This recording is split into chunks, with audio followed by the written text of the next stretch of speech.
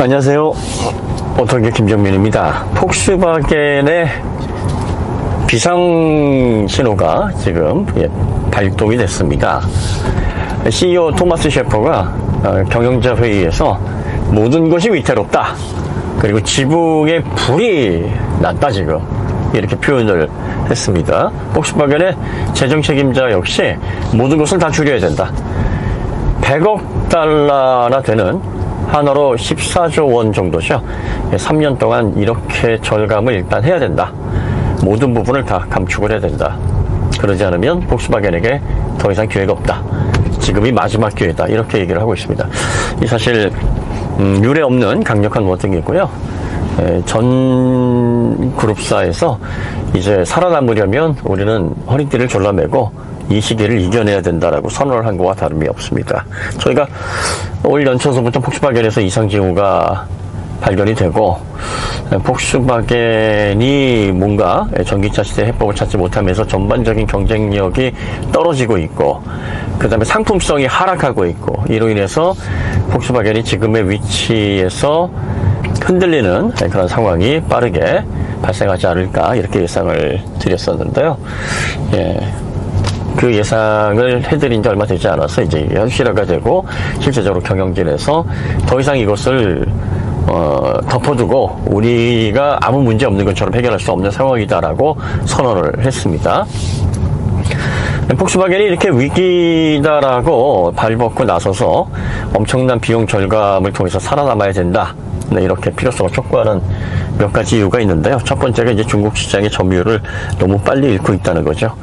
아시다시피 폭스바겐은 1980년대부터 다른 제조사들은 다 중국 시장에서 자동차를 살 만한 사람이 얼마나 되겠느냐 해서 중국 진출을 꺼렸지만, 폭스바겐은 전체 은행을 정부가 소유하고 있고, 그리고 또 경제 관련해서 자본주의의 어떤 제도가 활성화가 된다 그러면 이 시장은 빠르게 성장을 할 것이다 예측을 했죠. 그래서 도로를 깔아주고, 그 다음에 플릿 시장에 저렴하게 차를 공급해주고, 적극적으로 기술 이전도 해주는 그런 행보를 보여왔고, 그 덕분에 중국인들에게 아주 절대적인 사랑을 받았습니다. 그래서 뭐 중국 시장에서 전체 폭스바겐의 판매량의 3분의 1이 중국 시장에서 나왔고요. 최근에 2019년까지만 해도요, 20% 밑으로는 뭐 절대로 점유율이 떨어지지 않았습니다.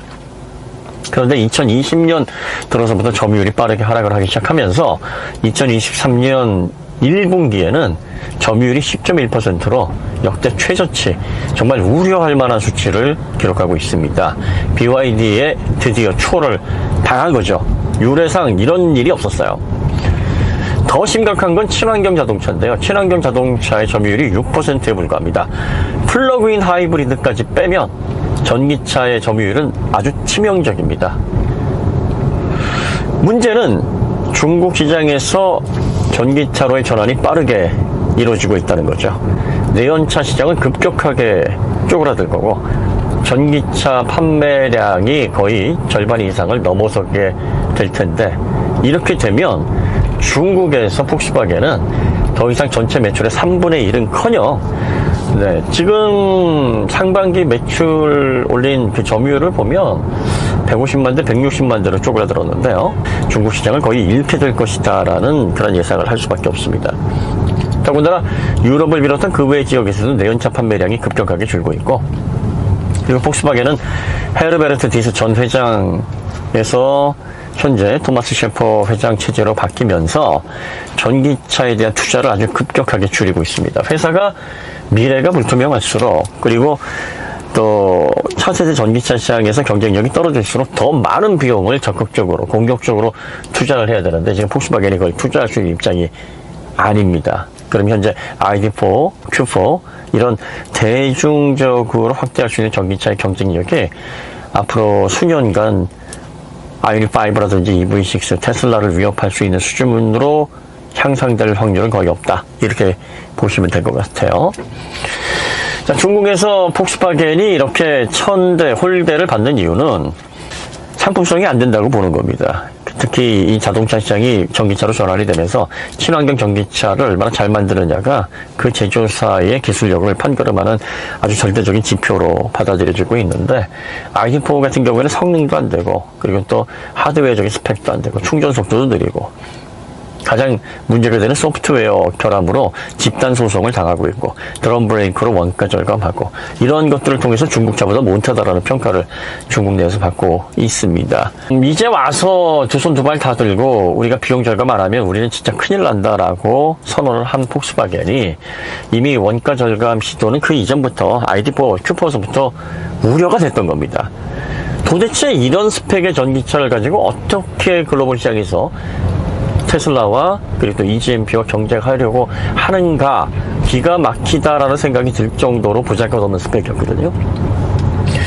아무리 이 독일차의 기본기라고 하지만 그 기본기도 사실 잘 돌고 잘 달리고 잘 서는 그 중에 하나인 브레이크 부분까지 손을 대야 될 정도라면 폭스바겐의 이 원가 절감의 필요성, 비용 절감의 필요성, 거의 뭐 갈 때까지 갔다라고 보는 하나의 시그널이 될 수가 있는 거죠. 어쨌든 폭스바겐은 앞으로 전기차 시대가 되면 될수록 아마 더 입장이 어려워질 거고, 현재보다 더 허리띠를 졸라매야 되는 상황이 생기게 될 거고, 이건 연쇄적으로 폭스바겐의 전반적인 경쟁력을 떨어뜨리는 핵심적인 그런 요소가 될 겁니다. 리막과의 협력에서 왜 폭스바겐은 실패했느냐? 사실 리막이 슈퍼 전기차 헬로카를 선보이는 그런 기술력을 가지고 있기는 하지만 정말로 산업을 이끄는 건 포드 T와 같은 전략입니다. 가장 뛰어나고 가장 훌륭한 대중차의 기술을 아주 좋은 가격에 확대할 수 있어야 됩니다. 대중화 기술이 있어야 돼요. 하지만 리막에는 그런 경험이 전무합니다. 그리고 폭스바겐은 고성능 전기차의 그 기술력을 아주 저렴한 전기차에까지 확대시킬 수 있을 만한 그러한 전기차 기반 기술에 대한 준비가 안 돼 있는 거죠. 폭스바겐이 내연차에서는 경험이 많지만 전기차 부분에서는 거의 백지나 다름없는 상황에서 리막과 협력을 했고, 사실 리막은 재능은 있으나 사회 경험이 전무한 청소년과도 같은 그런 입장의 스타트업입니다. 한마디로 말하면 재능 있는 아이에게 그룹사의 미래의 명운을 건 거예요. 어떤 결과가 나오겠습니까? 부정적으로 과연 이렇게 된다 그러면 폭스바겐은 정말 위기겠는데 하는 그 시나리오가 안타깝게도 만들어진 거죠. 지금 중국 시장에서 점유율 잃는 속도가 너무너무 무섭게 가속화되고 있습니다. 아마 내년 2024년 시장에는 현대 기아의 판매량과도 경쟁을 해서 잘못하면 3위권으로 밀릴 수 있을 만한 그런 위기, 절대절명의 위기에 처해 있는 상황이다. 물론 상황은 가봐야 아는 거죠.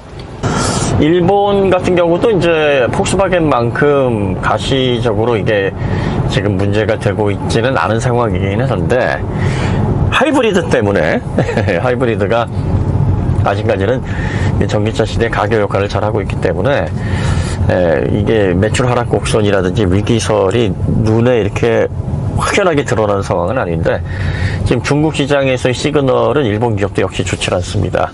전년 대비 6개 브랜드가 점유율 하락이 20%를 이제 넘어섰고요.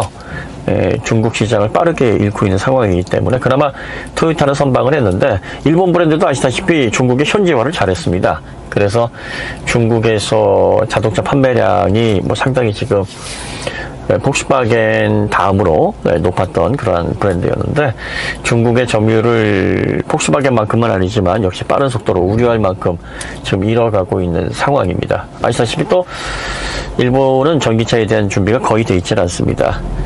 비즈4X를 비롯해서 선보이는 전기차들을 보면 ID4보다 더 형편없는 그런 수준의 전기차들, 뭐 주행하면서 뭐 바퀴 빠진 사건을 비롯해서 성능, 뭐 주행거리, 충전 속도 뭐 다 뒤지고, 플랫폼 자체도 내연차에서 조금 전기차에 맞게 모디파이한 정도, 이런 차로 경쟁을 지금 할 수 없는 입장입니다. 그래서 BYD와 협력사를 설립했을 때 중국 업체에서도 토요타에게 필요한 거는 브랜드시 기술력이 아니다. 배울 건 별로 없다. 뭐 이렇게 무시를 당하는 입장인데 2025년부터 본격적으로 전기차 드라이브가 시작이 돼서 전기차 기술이 곧 제조사의 자동차 차후 미래 모빌리티 시장에서의 경쟁력을 좌우하는 지표로 인식이 되는 시점부터는 빠르게 아마 점유율을 잃고 1위 자리에서 아마 2, 3위권으로 밀려나는 그런 수모를 겪지 않을까 뭐 그런 생각이 좀 듭니다. 자, 그럼 이제 많은 분들이 야, 전기차만 차냐, 내연차는 차도 아니냐, 뭐 전기차 잘 만든다고 뭐 세계 시장에서 우뚝 1위로 서서 잘 되리라는 보장이 있느냐. 이 전기차만 판매해서 그러는 게 아니고요. 이 전기차가 점차적으로 확대되면서부터 이 자동차를 설계하는 패턴이 전기차 방향으로 갈 겁니다. 그러니까 전기차에 들어간 전기 전자 제어를 비롯해서 전기차에 맞는 효율적이고 단순화되고 직관적인 더 강력한 시스템 반도체와 더 강력한 소프트웨어, 그리고 더 효율적인 주행 보조 및 3단계 자율주행의 실현, 이런 것들을 통해서 전기차 시대에는 새로운 전혀 기존의 내연차 시대와는 다른 가치의 만족도와 기술적인 완성도를 제공을 할 거고, 이 기술에서 앞서가는 브랜드가 내연차의 경쟁력을 아주 빠르게 끌어올려서 내연차마저도 격차를 벌일 거라는 얘기예요. 이게 정말 무서운 포인트입니다. 그러니까 내연차가 앞으로 몇 년을 더 가느냐, 그럼 몇 년이 더 가기 때문에 내연차를 잘해왔던 기존의 폭스바겐이나 토요타가 그 시장을 계속 가져갈 수 있느냐, 이 문제가 아니라는 겁니다. 내연차 시대가 몇 년을 더 지속이 되더라도 10년이든 15년이든 지속이 되더라도 전기차를 통해서 앞선 기술력, 미래의 모빌리티의 기술력을 확보한 기업이 전혀 차원이 다르고 만족도가 다르고 성능이 다르고 가성비가 다른 내연차의 완성도를 끌어올려서 내연차 경쟁에서도 승리할 수 있다는 거예요. 그러니까 최근 국산차가 전기차 드라이브를 적극적으로 하면서 전기차의 설계, 전기차에 사용되는 전장, 소프트웨어, 그리고 전기차의 경쟁력, 이런 것들이 내연차에 입혀지니까 국산 대중 내연차의 성능이 몰라보게 향상되고, 이게 시장의 직접적인 반응으로 나오고 있습니다. 미국을 비롯해서 유럽에서 지금 일본차 이상의 비싼 가격대에 판매를 함에도 불구하고 소비자들이 그 가치를 알아보고 구매를 한다는 것이죠. 그러니까 지금 폭스바겐과 토요타는 내연차 시대를 더 많이 끌고 가서 내연차를 어떻게든 팔아야 되는 상황이 전개가 되면 계속 유리할 것이다. 그렇지가 않다라는 겁니다. 기술의 개혁, 그걸 통해서 미래의 시장을 준비하지 못한 기업들은 가지고 있던 것도 서서히 잃어버리게 될 겁니다. 경쟁에서 도태되게 될 거예요. 저희가 제네시스 G70 시승을 하면서 야, 이게 처음 나왔던 제네시스와 지금의 제네시스 G70은 완전히 다른 차다. 전자 제어, 소프트웨어 부분, 그리고 또 전기차에서 사용됐던 그런 기술력이 투입이 된 결과에서 보니까 완벽하게 다른 차로 보이더라 라고 평한 바 있습니다. 자, 전기차 시대의 기술 선도가 왜 중요한가를 아주 제대로 보여주는 대목인 거죠.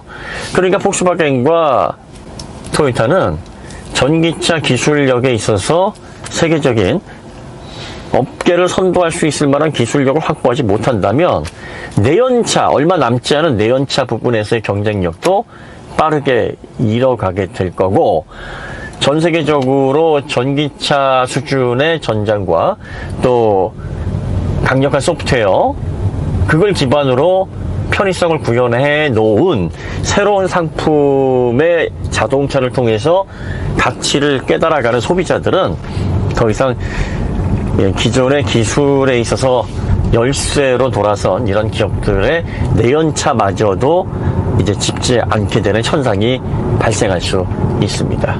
아, 이렇게 생각하는구나. 오토기어에서는 이런 견해를 가지고 있구나. 하나의 참고 정도로 보시면 좋을 것 같습니다. 자, 기술에 집중하고 데이터에 집중하고 자기의 신념이 아닌 자동차의 가치, 본연의 자동차의 기술적인 포인트, 이런 데 집중을 하면 아주 자세하게는 아니지만 그래도 대충 시장이 어느 방향으로 흘러가고 있고 어떤 방식으로 틀 잡혀가고 있고 누가 앞으로 시장에서 강자가 될 것인지에 대한 대략적인 윤곽 정도는 보일 수 있다. 저는 그렇게 생각을 합니다.